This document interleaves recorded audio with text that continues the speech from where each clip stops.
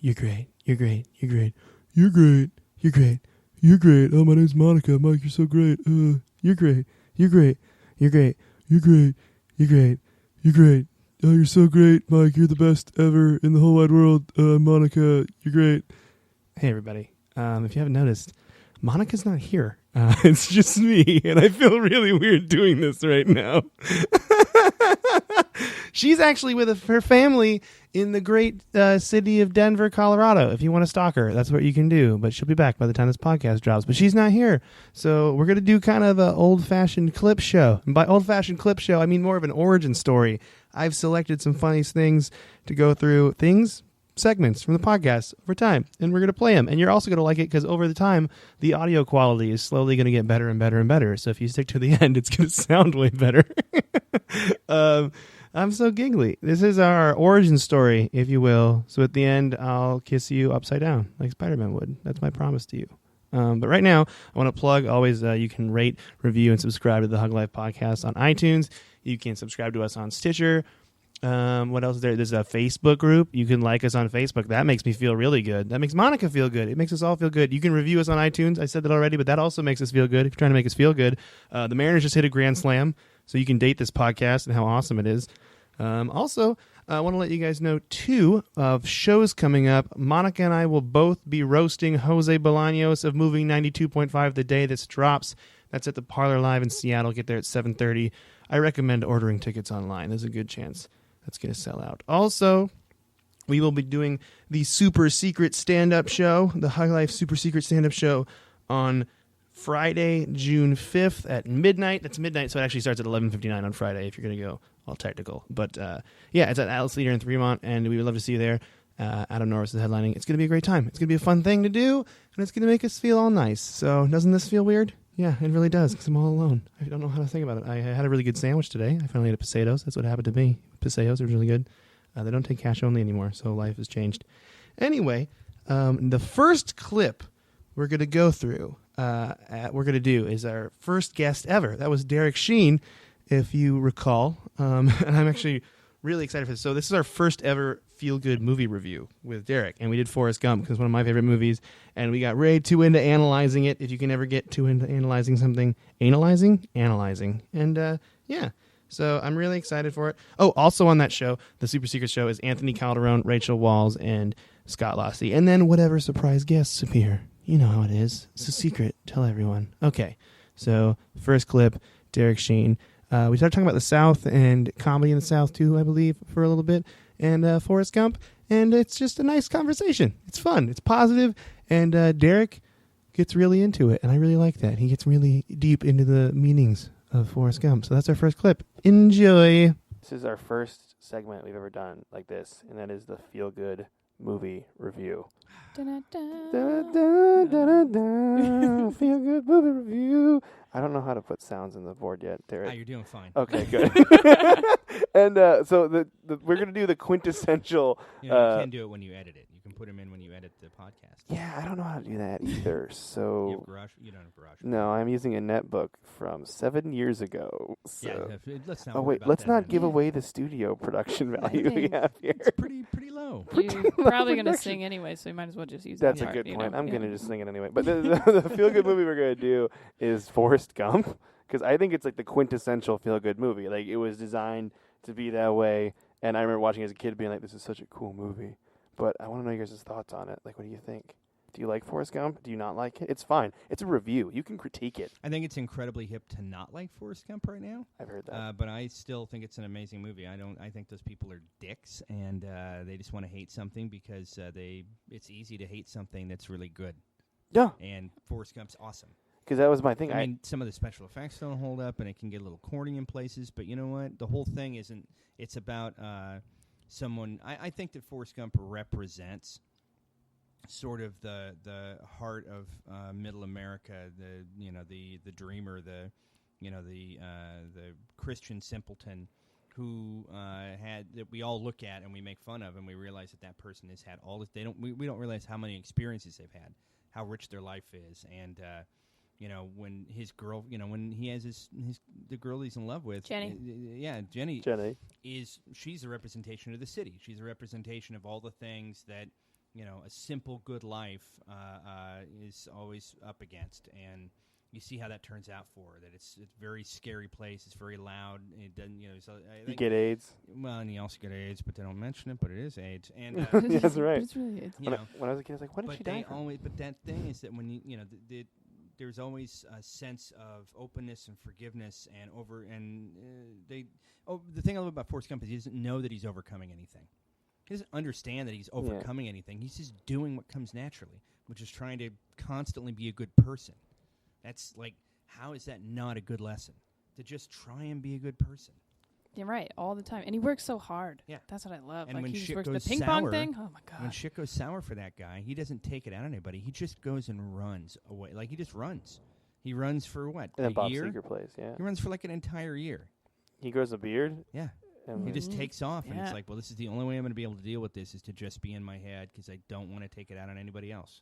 It's funny that you mentioned the bad reviews about it, because I went on Amazon today to look at like the reviews, be curious, and people were like, "This is just the fucking generation jacking themselves off." that's what people said. They're like, Yeah. "This fucking generation just keeps talking about how cool they are, and it's bullshit, man." What Like, generation? yeah, like, what Right. are you Who talking is- about? I The guess like 60s when Yeah, I mean, his best friend is a fucking Vietnam vet who loses his legs and is saved in the end just by pure love. It's yeah, the thing that actually turns him around from being a complete piece of garbage. and metal legs. yeah, and metal Lieutenant legs. Dan. Lieutenant Dan got new legs. I mean, let's be honest. The money did kind of fix that. Yeah, that sweet shrimp money. Yeah. So much. But I think it's the fact that he found a friend because he was included in something. He always no doubt. rallied against everything, and what made Lieutenant Dan such a special character is that this is a guy who he wanted that. He wanted a relationship. He wanted a friendship, but he was so fucking scared of everything because he didn't want to let anybody know how much pain he was in.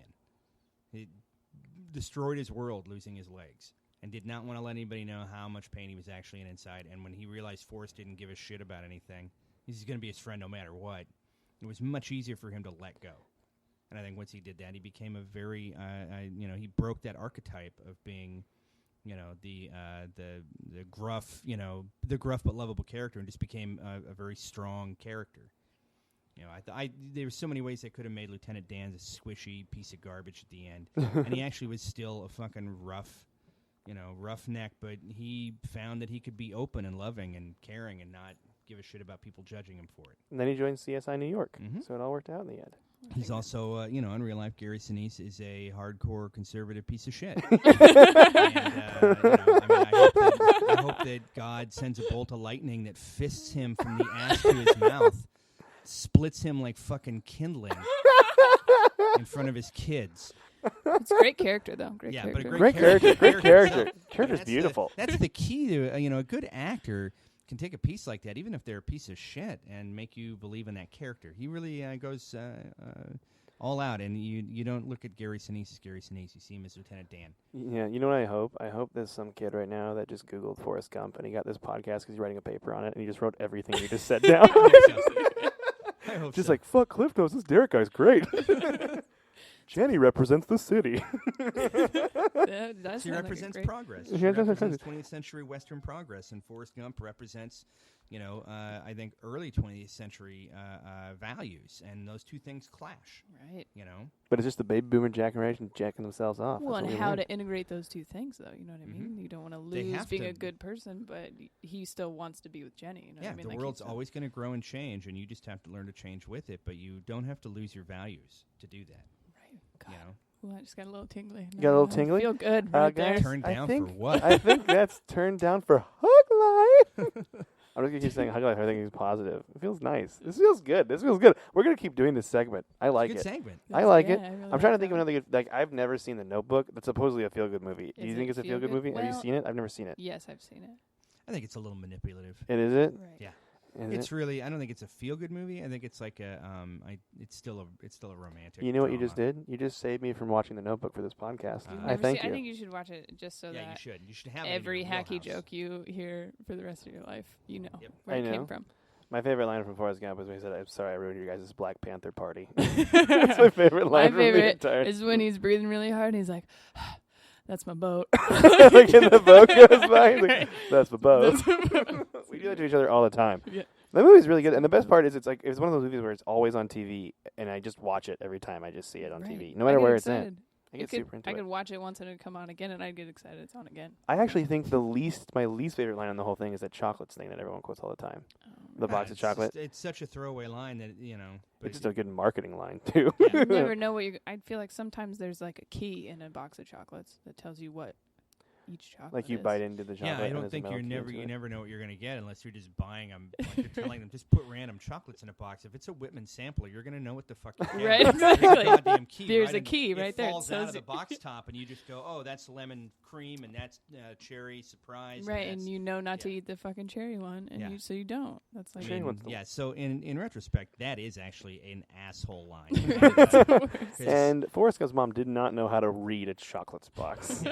Apparently, she didn't. Yeah, that's one Forrest things is just not examining the fucking contents of a chocolate box. Like that's where it stopped for him. Like, one thing that always weirded me out about the movie, though, is how in the beginning it's like, "Hey, your ancestors were in the Ku Klux Klan," and then they just brush over it and walk away. Like, well, he lives in the South. Everybody's ancestors were in the Ku Klux Klan during that time. Everybody in Georgia and everybody in Tennessee. I mean, Alabama.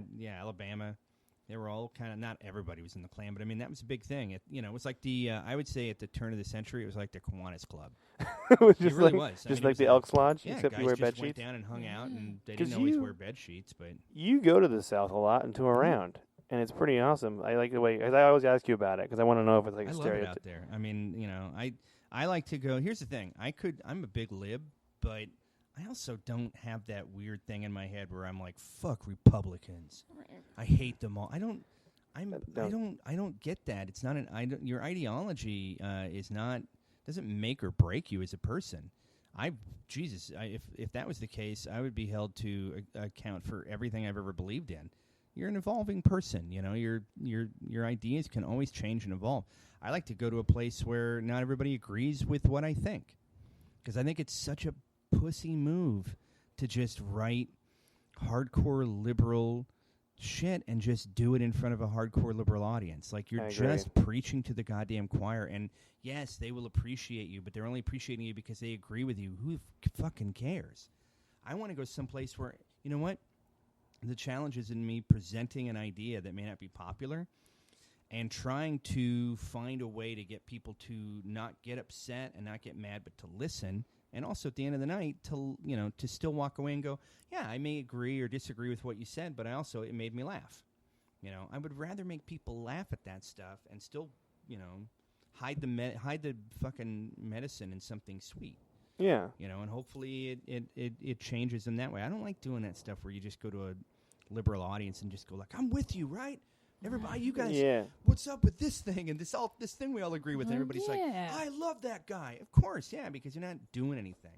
But if you go and do that in the South, they're gonna fucking nail you to a board because you're just ranting. Then why not just talk to people? Why do you have to talk at people? Exactly. So I like to go there because it makes me work harder as a liberal to come up with ways to sell these ideas. Where I don't like political humor that I don't know if I talked to you about this or not one time, but I don't like comedians that beat you over the head with their message. Yeah. I don't like being pummeled with something, especially if you're in a room full of people who agree with you. Then you're just being a loud dick. Take it down a notch. We all agree with you. Yeah. That's why we're all here. But I don't like being talked at. I hate that. You're not smarter than me. Yeah, especially if they don't do it in a way that's like interesting or twisting you around. Like the funniest comedians that I do that do political stuff, like guys like Augie Smith, they twist you into it, and it's entertaining. It's not just like we're throwing. And also, he'll start in reverse and then move back towards the point. Right. But he's also not afraid to. The thing I love about Augie is Augie's not afraid to push people's buttons to get a reaction out of them, because that's the first way you're going to break through a point of view. Because people are very, very people wrap themselves in their beliefs very tightly. And sometimes I think that can be dangerous for you. You have to be willing to be open to new experiences and change and evolve your thinking all the time. I mean, everybody. I mean, Jesus did that, for crying out loud. If you're going to be if you're going to be a Christian, you have to do that. You have to be willing to evolve your thinking. He wasn't. Nobody pumped Jesus full of knowledge, and he was like, "Okay, well, I'm just going to believe what you guys said and just go out and preach that." I mean, that guy was constantly pushing the boundaries of this is all bullshit. You know, and I love that because guess what? That guy also went to audiences that fucking didn't want to hear what he was saying. Now, like, At all. He didn't just go preach Yeah. to Jews. You guys know what's up, right? now I can only picture Jesus as like a hacky 80s comic. Oh, I always have. His robe rolled up to his elbows, like, here we go. We're doing it. Always. He's popped his robe. He's popped his robe collar a little bit.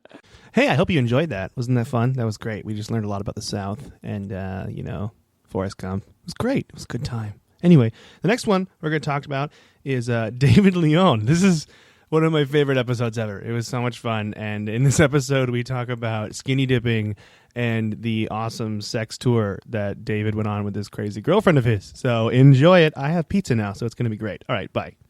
I'm curious. Okay, this is the thing. I have a thing because I grew up kind of near a lake too, and I think you have lake experiences, like Lake Washington. Mm-hmm. There's something about going to a high school and being on a lake that just go together so Fuck nicely. Oh, it's perfect. It's amazing, right? I get love the lake. super nostalgic because my hometown is not that like far from here. Where I grew up in high school and the lake and stuff, and I drive by it and I like get all these feelings. It's tough. It's a little pocket of almost freedom. It felt like because whether it be or when it was a summer night, especially because the lake was just kind of like sitting there like, all right, I'm just going to chill here till you little underage cats get drink and decided to get naked. Yeah, exactly. So Always we can all go naked. skinny dipping. Yes. Because that's like vital to summer. That's how you know summer has come, that you just skinny dip. And Dude did it in Never December. skinny dipped. really, that's... I've never skinny dipped. I What? feel like I've left out a lot. We of it. should. We need to go. yeah. Like Just we right really now? need to go. Yeah, we'll see I mean, you it's a guys little later. chilly willy right now, but maybe when it starts I'll getting go. warmer. Yeah, I will. Guys, Green Lake's just down the street. I literally did Yeah. skinny dip right after it snowed here once. That's fun. What? I did a lot of skinny dipping in my day. You know Yeah. how skinny dipping in your day? Mm-hmm. You should put that on your Twitter bio. I will. And, Skinny dipper, comedian, friend, Monica Nevi. There was a lake in Madison, life. or a little park in Madison, Wisconsin called BB Clark, and it became, for a while, it just felt like this weird moonlight cult because, like, everyone, the bars would get done around like 2 a.m, so the group of friends you're with was like, let's go skinny dipping at BB Clark, and then we would get there, and we'd run into seriously different groups of friends that like we Also would've- they're skinny that dipping. like I would kind of know one cat and somebody I was with would know the other crew, and then we'd all meet up in the water at this specifically this little raft that had a diving board we'd go jump off of all the time. But it was funny because we'd all be like meeting up on that diving board just naked. Like I would meet up with the best is I would meet up with other Madison comics and some of the staff from like the comedy club there, and they'd be like, "What are you doing here?" I'm like, "I'm part of the cult, baby." Like, What do you think? We all skinny dip, I don't know if you need to ask if everyone's just standing naked on the dock. What Yeah, are what- you doing here?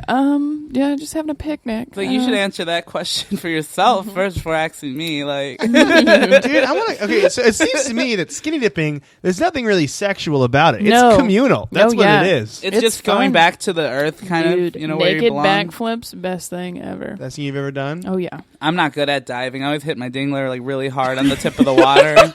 I don't know if I can swear. I'm so happy with the word dingler. Well, I don't know if I can cuss on your podcast. can say whatever okay. you want. No, if Shit. it But if you dingler is can't funnier you than can't any cuss. swear I word. was gonna say Dingler you is way cannot better. cuss if Just it's gonna keep me. you saying things like that. If Done. If you said, I busted my cock, I'd be like, that's a little aggressive. But Yeah. dingler makes it sound fun. And he's on the great. on the tip of the water. What does that even mean?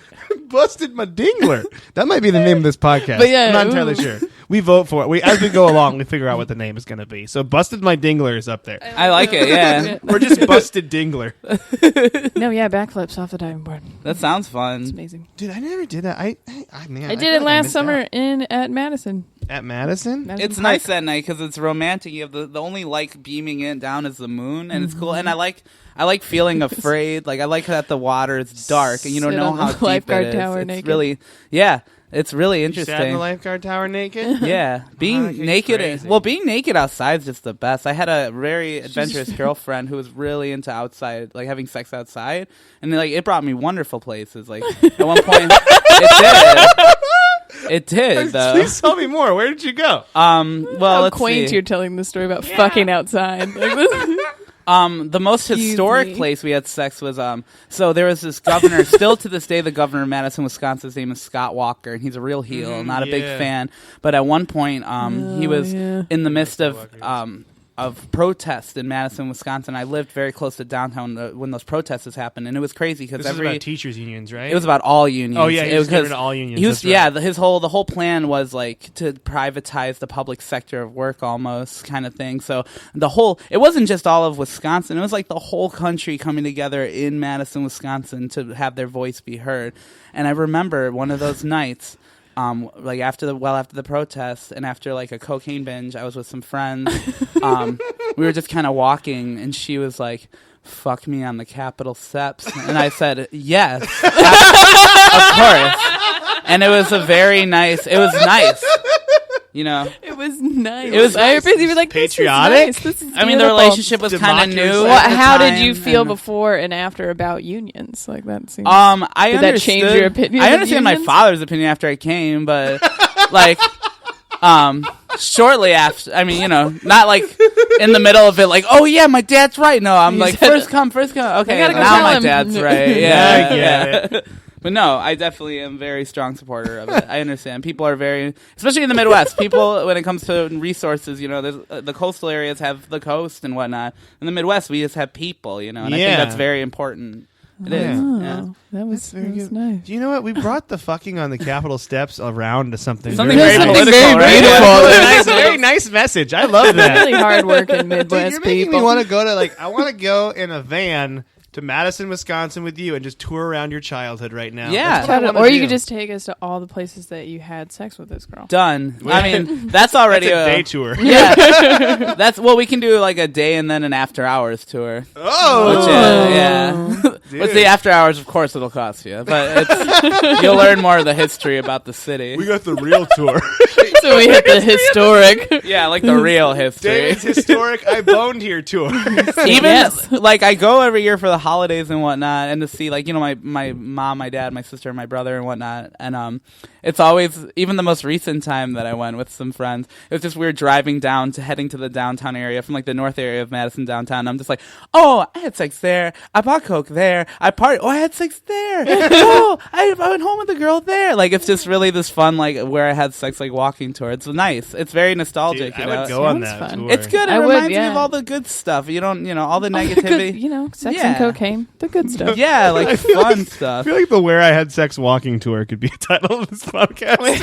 Sex, walking tour. Yeah, you're getting hella titles tonight. I am. No, that just sounds so nice. Dingler. I get I don't know. I just I get do really like that word. You like Dingler? Oh, Busted Dingler's definitely still in the first place. I gotta get that tattooed in Old English on my back now. Busted Dingler? Dad, what does the dingler mean? You watch your mouth. Like, You don't know what Dingler means. bring me another hot Maybe pocket. like, if you want to know that story, we got to go on a walking tour. I don't know. Bring your coat. We're going to go way back. Okay, that was a 12-hour tour to explain that one word. Yep. And that was only part one. That wasn't even the after hours Do you tour. get it Now, now? how do you feel about unions now? Enjoy that? You did? He banged a girl on the steps of a building and broke unions. It's fun, right? Next one we got is a very special guest, Andrew Rivers. And this was from the episode I Hear Humping. And it involves two things that were really fun to me. Funny road stories and also putting Monica's name into the place of the person it really happened to protect their identity. Because Monica is just banging ladies.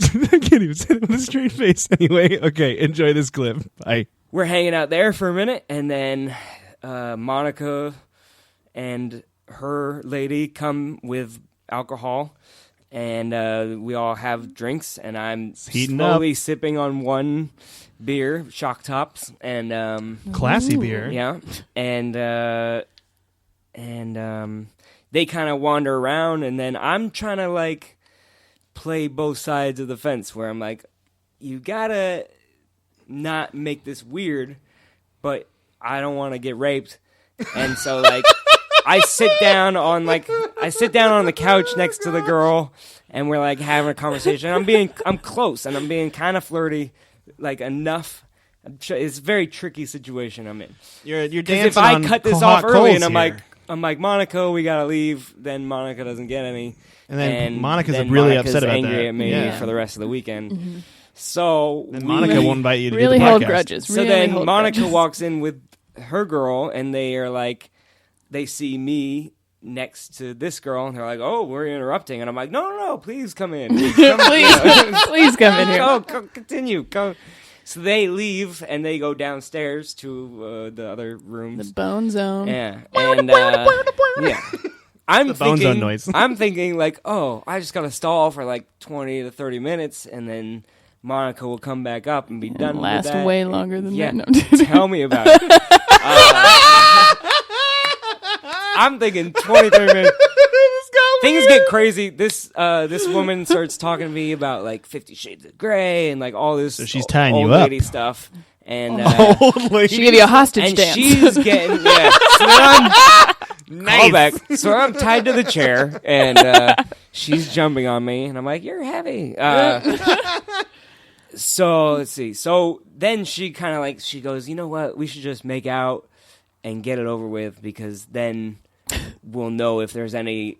And I'm thinking like, Ooh, did you make out with Yes. it? Yeah. so I think in my Cue head I'm Top like, Gun theme song. I'm like, it hasn't enough time passed for me to say no, so we got to keep things going.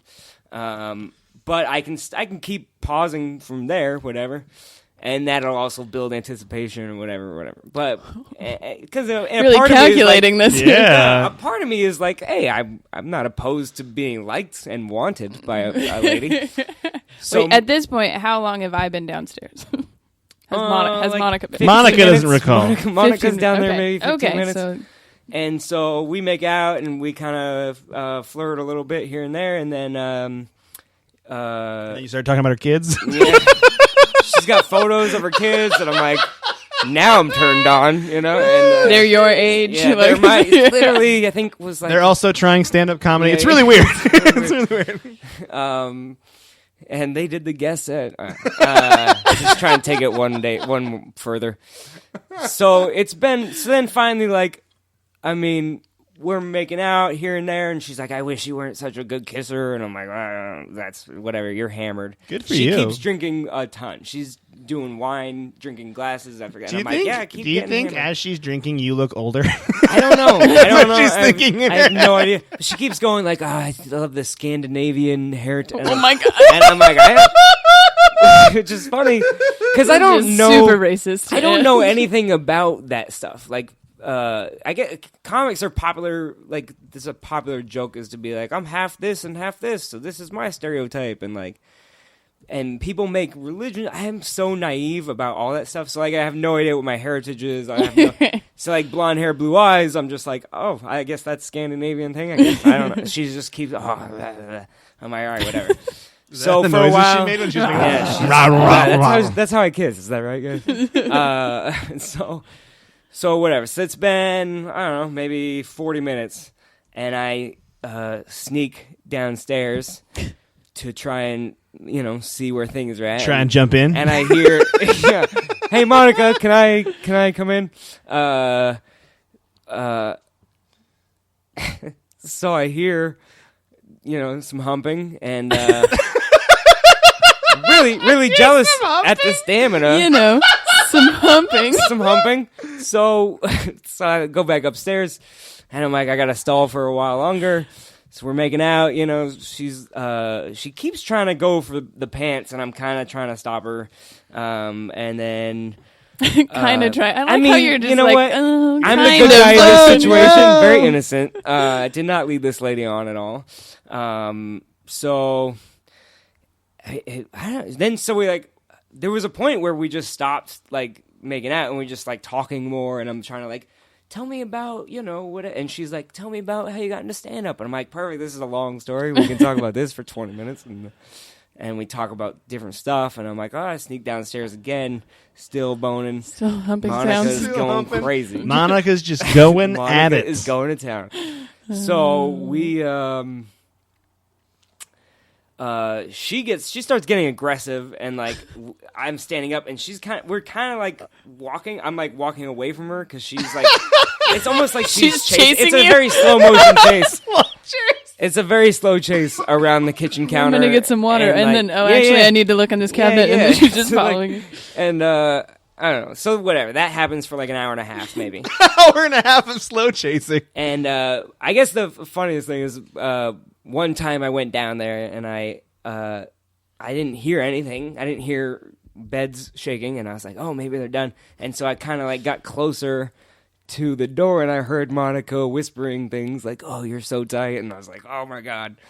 And so then This is getting so like things are getting crazy. and I This love girl it. is she's over the top drunk now. She's like starting to pass out and starting to be like, and she's starting to get sad and be like, am I just not a good kisser? And like, what's the man? And I'm like, oh no, we gotta go soon, you know? So I go down and Code red. and fucking go. So I go down. Monica's done banging. From what I can hear, I put my ear up. I don't hear any sweet nothings. Like you put an ear into the yeah. shell and you hear an ocean. Yeah. So I knock on the door and I hear. So Monica comes to the door and she cracks it open and she goes, "Oh, sorry, we fell asleep." And I'm like, or no, she didn't say that. I'm gonna ruin this punchline. So she goes, oh, I'm like, hey, you ready to go? Can we go? And I sent her a bunch of text messages too, but I knew her phone was dead. But I think one of the text messages I said was, I know your phone's probably dead, but can we leave before I get raped? And then, so Yeah, Monica doesn't give a shit. Monica doesn't care. I knew your phone was dead. the Monica, whole you're time. so heartless. Really? Just Because she hit was it and charging quit, me in hit my it and car, quit. and it was 20% and all this stuff, but it was a last effort. And then she's like, all right, well, totally, yeah, give me 5 minutes. And I'm like, all right, cool. And then, 15 minutes later, they come upstairs, and this girl finally goes to bed. Like, she just goes in she's hammered and probably blacked out, hopefully doesn't remember anything. And Monica comes up, and she's like, hey, sorry, we fell asleep. And I was like, oh, do you usually whisper, you're so tight in your sleep? And Monica, just this biggest smirk is coming across her face, and she's like, and so they're like, where's the other, and then, oh, she went to sleep, and she's like, oh, did you? And I was like, no. Absolutely not. And then there's a mess. There's like, beer everywhere and wine and stuff, and we the Wine other girl for the is older like- ladies. So Monica and her Chardonnay. lady are like, Monica's like, we should drive her back to her place because she's like, I got my kid over there. Oh shit! And, her 12-year-old got a kid at home. 12-year-old kid is at her house. Oh my god! So we drive her back, and then we go back to the hotel, and we have many laughs. Did you like that? Did you like what Monica did? Did you like how Monica did that? Gosh, she's so scummy, right? You know what I mean? I'm just kidding, Monica. You're great. Anyway, the next clip we have is from Gabe Rutledge. And Gabe and I, we get into his book a little bit. We also talk about hotels, which I really enjoyed this conversation. The whole episode is awesome. I strongly suggest you listen to it. It's called Only First Basers Call Them Boobers, which was making fun of me because everything on the podcast is making fun of me. Anyway, enjoy that one. And all right, bye. Say about just being in hotels. Like we were talking about that because I love hotels. And Monica loves hotels. I do love and their you've place. told me before that you feel safest in like hotels. Like I you love feel it. really safe there. It feels like it's such a bizarre. Even I've never been there. Wherever I'm going, somewhere. If I was going to Florida tomorrow and Yeah. I went into a Super 8, when I walked into my hotel room, I would feel like I was home. Yeah. Even though I've never been there, because hotels are home. You know what Yeah. I mean? Like, there's the little. You recognize the bedspreads after a while. What about stock paintings? A lot of stock paintings you recognize? There do, also, you can look for that on my Twitter feed. The last place I was in, it looked like Hitler fly fishing. I saw that! It was amazing! I'm like, what the fuck? That's the weirdest hotel painting. When I did that triple run with you, I was excited because we were in Pendleton and I had sheets with like grizzly bears on them, and it was so cool. But yeah, that was I was like talking to Monica about that though. Like, yeah, I love being even on comedy trips. I just feel comfortable in hotels. It used to be bad and I couldn't sleep in them, and now I'm just like stretch out. I want to be alone. Like I'd rather just not do the show and hang out here. I think that's the biggest thing when I'm in another place. I'm like, oh, I gotta be around all these people I don't know, and then I gotta like ask where everything is. But when you're in the hotel room, you're like, nope, this is mine. I know what I'm Yeah. doing. Yeah. I know where the bathroom Although that is. can get kind of bad, too, because you just don't want to leave your little cocoon. Yeah, your safety So net. if you really, if you been in your hotel all day and then you leave it at like 7 p.m. to go to a show, you do have that weird feeling of like, I should have done something today. I didn't see the sun at all. Time to punch in. It's funny that you mentioned that because I haven't left my house all day and it's beautiful outside. And I was just thinking that, like, nope, not leaving. You have Hot Pockets and Mountain Dew. That's so. true. I do have. I have the diet of a teenage boy. I get. Do you get weirded out? The only thing I get weirded out in hotels Yes. by What? is Do you get weirded out ever? the motel with the door to the outside world creeps me out. I still haven't gotten over that. When we were at the Or super, like the one you drive up to. yeah, okay. when they screwed up our hotel on that Triple Run in Klamath Falls, and we were at that place where I think it was a Super 8, wasn't it? It might have Or been. Days Inn. It was a Days Inn, and it was like the doors to the outside world. There's no hallway you're in. I like the hallway. Yeah. Yeah. And I also, there I are see some what you- really Yeah. terrifying hotels that I've been to. Like when they give you a key, you're Like a real metal Yes. key. a metal key, you're like, oh no. I'm gonna lose them. You're like, there's someone under the bed. Yeah, and then it's also like, you know, at a chain, there's someone there all the time, and like they give you a key, and they're like, "Well, we're usually here to, I don't know, 6:30. Bob, when are you going to be here tonight?" And like, If I'm like, you need "Oh, anything, no." call this number. You're gonna have to wait a half an Yeah, hour. but- exactly. See, I say I like hotels, but bed and breakfasts terrify me. I don't like the idea of a bed and breakfast. That's I don't think I've ever been to a bed and breakfast. It's a but terrible It's idea. just Have you been to a bed and breakfast? I've never been. Seems creepy. I feel like No. someone's watching you. Yeah. Well, I did for comedy. I did one once because it was like for a charity show, and that bed and breakfast donated the rooms, and it was the worst. It was like you have an aunt and uncle you've never met, and you're going to stay the night tonight. It was like Tonight, so. right It was now. like, you know, oh, what do you guys like to eat for breakfast? And we're like, this is the worst. This is the They worst. ask you, you're like, whatever's out there, I'll just eat that. What That's do fine. you like to eat? I like to be alone. Yeah. Do you guys have Wi-Fi? Maybe. She said maybe. Maybe. Does that Let me check into that. does that go through the CRT TV? How that works? Yeah, you have the remote control that's like the clicker with the hard buttons that you go push in. That's what my grandpa called clicker? it. Yeah. Where's the clicker? Where's the clicker? Yeah. For crying out loud, where's the clicker? My I eat grandpa like a always- teenage boy, but I talk about TVs like a grandfather. I also called it shit paper. I always thought that was your toilet gra- paper. Called it shit paper. Dude, It said toilet paper. there was a guy I worked with when I was like park maintenance when I first got out of college, and he would call it ass wipe. He's like, "Can you put some more ass wipe in the toilet stalls?" And I'm just like, "How am I not supposed to laugh at you right now?" I love old people sayings, but not the racist ones. Quick save. I didn't even get that far. That was good. That's like that's a white person thing. But not the racist ones. But not the it's like, racist I miss the good old days. Well, I mean, not all of it. Well, especially in the way, Not that Yeah. old. especially with the way Seattle's been lately. Now I'm just like, I don't want to do. Yeah, okay. I don't have an opinion on anything. That's what I feel like in my jokes when I'm in Seattle. Yeah. I mean, I don't really give a fuck, but it's like, but in my head, I'm like, if you say anything about like whatever the joke, I was dating someone. I mean, I'm a straight man and she was a straight one. I mean, we identify like that now, but I mean, gender's kind of fluid and it could change. And also, But I mean, whatever you you're guys into, are- yeah. I love that. But by the time, Not that there's anything wrong with that. exactly. That's my favorite. By the time you covered all the fucking bases, it would be like 2 minutes. Well, and that's then my like, time. Yeah, exactly. Like, all right, later. Two guys walk into a bar. I mean, Could be they a man. identified as men. They were born different. Just like this long. I get really Let's get confused. this long version of it. What does cisgendered mean? Do you know? Cisgendered is us. Really? I believe so. It's someone who was born. I think you identify as a straight man, and so you're cisgendered. I think that's what it is. You're born whatever you also identify. Yeah, as. Okay. which seems redundant to me. Yeah, I hear it on I've people's never heard Twitter that before. bios have it as Yeah, that. that's- And I'm like, what does that mean? And I feel like an idiot because I'm like, I got to read through that and I have no idea what's happening. Well, see, here's the problem because I'm an old man.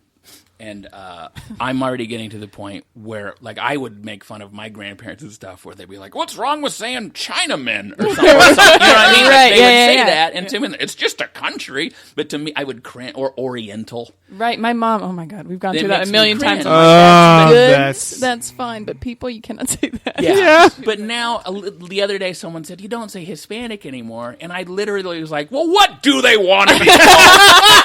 And I'm like, "Oh my God." It's happening. You see that? You see that hotel magic? Bed and breakfast. Avoid them. If you get a hotel room with an actual metal key, don't go in. It's terrifying. Find a Motel 6 or something. The next one we have is Alicia Sanchez. She was a great episode. It was super fun. We talked about all sorts of stuff. But the story I've picked for you guys is the poetry slam and the killer line that is said that just shuts down the poetry slam, and also why we all wished it was breakdancing. All right, here it is. Is And that it- like you go to a rehab and you stayed there? Yeah, for a like I month? lived there, like Oh, at man. the Sun Valley Ranch or Sundown Valley Ranch or something in Yakima. It was fucking terrible. But the best part, Sundown. yeah. Did you grow up in Sundown. Yakima, or did you No, grow up no, in no. So they just put that's a far way away. I know. I was going to high school in Yelm at the time when we were living in Olympia, and then I went over there. But and the funny thing is, I was in the kids ward, but my youngest of my 3 older brothers was in the adult ward at the same time. So I remember my dad called me and being like, "Hey, just so you know, Dino's down there, so you can come." And I was just like, "Cool. We should have Dino's here. We should have family reunion. Just kidding. I don't want. Sorry, Dino. Don't mean put your shit in the streets." in the streets of Hug Mansion. Yeah, yeah. But anyway, so one of those things I had to do was I had community service, and my community service was was the worst. Okay, but I create a lot of stories, but it was one of the worst experiences I've ever had. So this group came to my school in Tahola where I lived at the time. Because I went to rehab when I started going to high school, because that was pushed back. But anyway, at the time I got arrested, I lived in Tahola, which was like on the Olympic Peninsula on the Indian Reservation. Mm-hmm. So this group from Seattle called, what were they called? I don't know. I guess I shouldn't say. Who cares? But they were called like something like Leadership something of America. I don't remember. But they were like a group that taught like courses on nonviolence and talked about Martin Luther King Jr. and like also, of course, also taught slam poetry. Oh, this is getting juicy. And so they had like How's a that whole all supposed to keep you off of drugs? I guess. Like, And so that's they all I want to do right Slam now. poetry is know. only good if you're on drugs. Yeah, is it? I just feel like it would be worse. But it wasn't for me at the time. So they were like, so they came to our school for a summer and they taught classes on nonviolence, just basically talking about Martin Luther King Jr. and Gandhi and shit, and then like telling kids about how to better handle the thing. And then also they had slam, they had poetry classes. You look like you're really embarrassed. Oh, I I'm fucking so hated excited. it. I fucking hated it so bad. So they had poetry courses that you'd also take, and I had one sign up to be in this entire thing, and then I also had to do some of the counseling part, like where I was in charge somewhat. But I totally talked some of the other counselors into going in the woods and smoking weed. Which is terrible. I'm sorry, Armando. I know you're out there. Because he got in trouble for that later. But Number one Hug Bug listener, Armando. yeah, right. I think he lives in Seattle. I don't know. I haven't talked to him. But anyway, but Still mad at you. Let's find Armando. Yeah, right. Let's reunite. Yeah, Armando was his last name. Martinez, I think. This Armando. podcast is less about podcasting, more investigative journalism. Yeah. That's what we're doing right now. I do We're want to delving find into your I past. do want to find him. How is he? Armando! Where I are dated you? him briefly. Okay, Ooh. that's fun. What? No, I mean, we didn't do anything. We held hands. That's nice, though. Yeah. And smoked weed. Yeah, That's and pretty smoked weed. serious. I was holding hands till 20. Don't knock on it. Yeah. That's sweet. Or sad. No, it's sweet. Come on, it's fine. Anyway, I'm sorry this is a real long story, but all I was gonna get to is the guy that ran this thing. His name was Roy, but he was a white guy, and he used to try and relate to all these kids by being like, I know, like he would fake this accent. He would tell me like I know you're hearing this from just this old white man like me, but you know, I get it. I'm with it. I know what's going on, and like he used With to- it, anyone I who don't says know. with it, you're like fuck off. I don't Yeah, have he time used for to. this. He used to call people home skillet. Like, no. and he would In try. a serious way? Yeah, like you would do a poem, and then he would go like, "Give me some skin, home skillet," and shit like that to high five you, and I would just think this guy is the worst human being in the world. I was so terrible, and I remember the one time I didn't know what slam poetry was at the time, because why would I know that? And I was I was late to one of the classes because I was out smoking weed. Sorry, whatever. they knew I was doing that. I was always clearly high, but I was coming back in and they were in a circle and I thought there was breakdancing happening. So I'm all like, yeah! So excited, like, oh yes, breakdancing. And then but then I saw there was just two people in the circle, like circling each other, kind of like looking at each other in and a poetry fight. Yeah, like it was all they were like slamming, I guess. So dumb. Circle up, we're about to slam. Yeah, they were like going back and forth, like sort of a rap and battle. You just hopped in the middle and you were ready to break it down. I was like watching. I like moved people, and when I saw it was a guy and a girl, and a lot of the people that had come to participate in this thing were from like East LA and stuff. So I thought they were all cool, and a lot of them were like, they said they were cholas. Finding out later, not so much. But anyway, this one girl, she was like walking around, and she was looking at the guy, and I remember she goes, oh fuck it. So it's just like hurts my face to say. She took her hair and she goes, I braid the strands of my hair, Ruttige. And then all these the worst shit someone has ever said.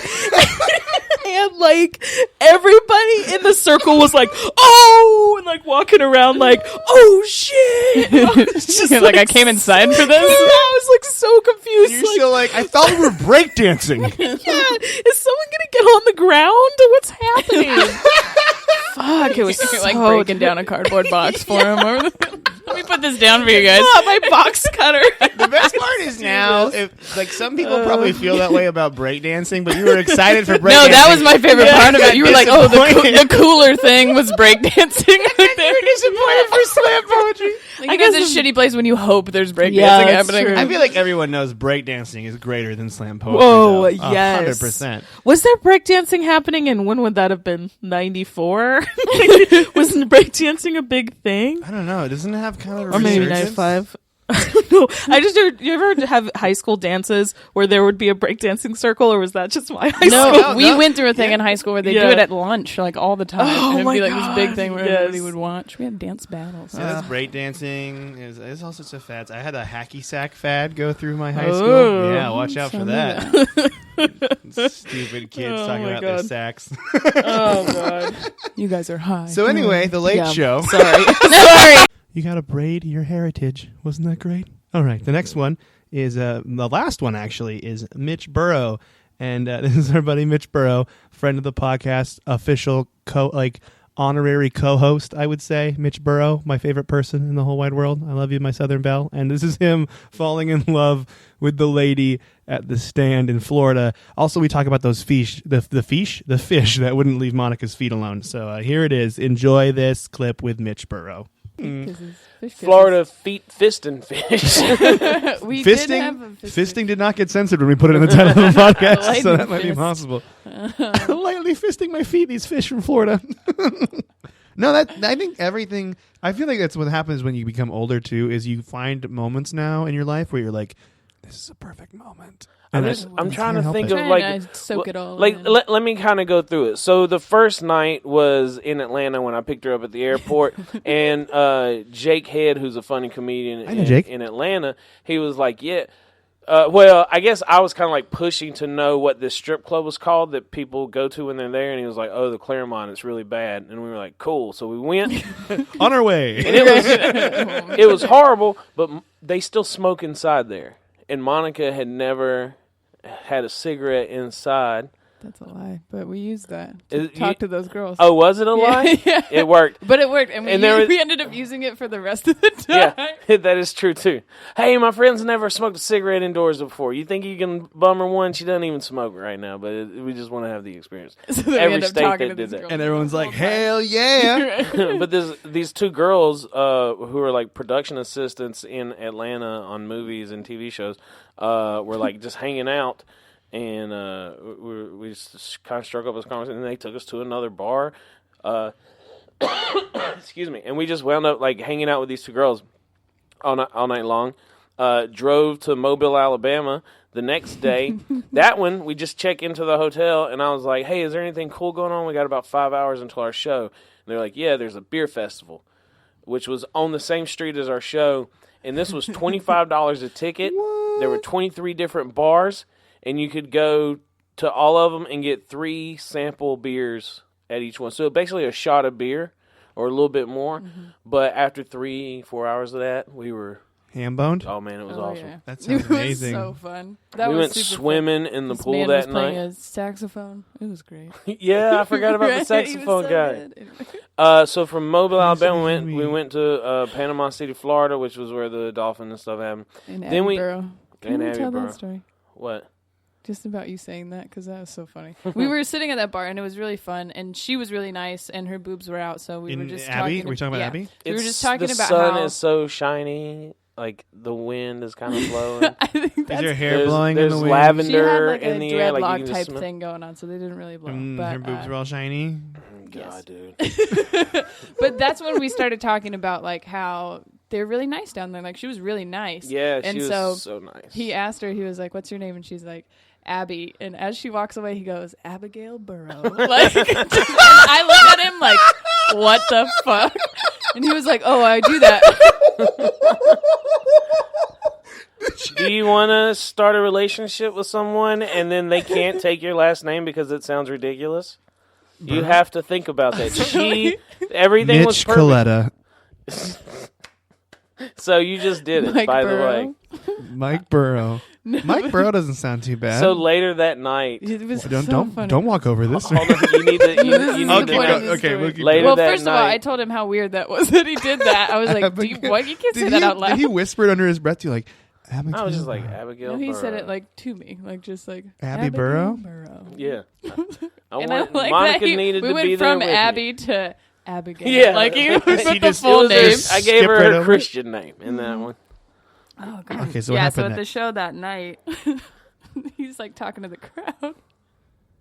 Can you just? Yeah, so I was like, "Hey, what's your name?" And she was like, Tiffany. And I was like, Tiffany Burrow. And I am dying. Like, no one else really reacts and to it. people were like, what? And I was like, yeah, like, I do that. So, like, when I, like, talk, like, I'll know if, like, things work out, my last name would sound good with your first name. Do a little bit more time, and then like, so everyone's forgot. I'm like, blah, blah, blah. Hey, what's your name? Like, Karen. I was like, Karen Burrow. And she was older, so it got funnier at that point. People were like, oh, ha, ha, ha. So then it's like, it keeps on going a little bit. And this dude, like, starts heckling a little bit, like, saying stuff. And I was like, man, you're funny. What's your name? And he's like, Tim. And I was like, Tim Burrow. And the place erupted. It was so funny. Oh, my God. And that's the only time I did it until recently.